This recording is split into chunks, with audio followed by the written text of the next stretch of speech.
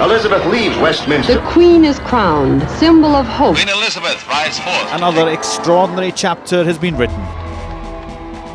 Queen Elizabeth II, the longest reigning monarch in British history.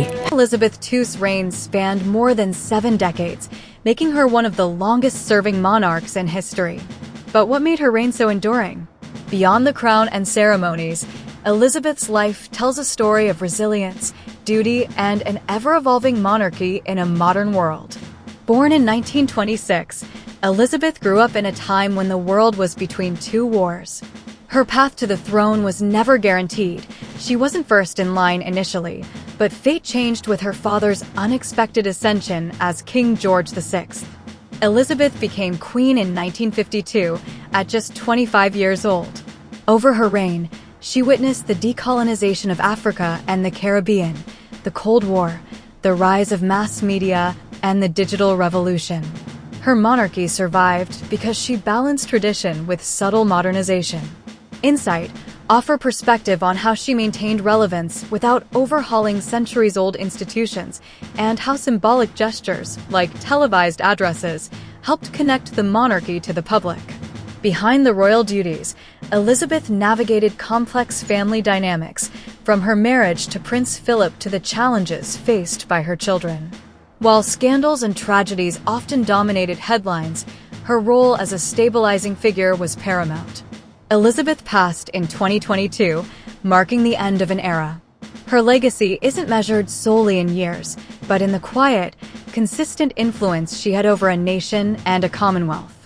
Her death prompted reflection on monarchy's role in the modern world and the power of continuity in times of change. As we remember Queen Elizabeth II, one question remains: can the monarchy survive the 21st century with the same relevance, or is a transformation inevitable?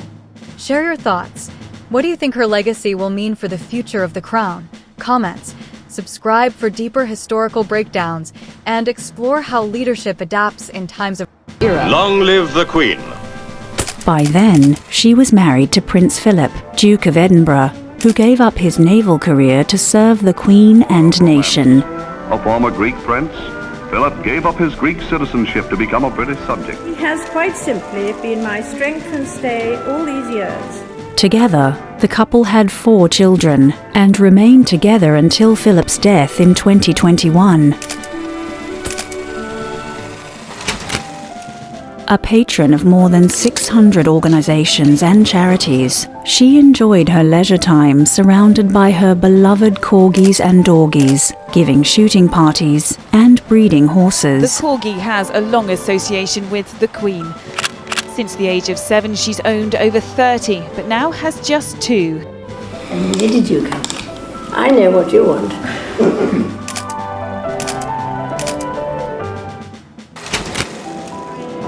She is survived by her 4 children, 8 grandchildren, and 12 great-grandchildren. I'm incredibly lucky to have my grandmother in my life. She's a remarkably energetic and dedicated guiding force for her family.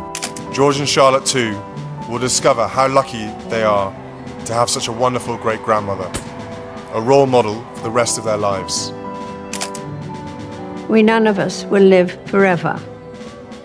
But we are doing this not for ourselves, but for our children and our children's children, and those who will follow in their footsteps.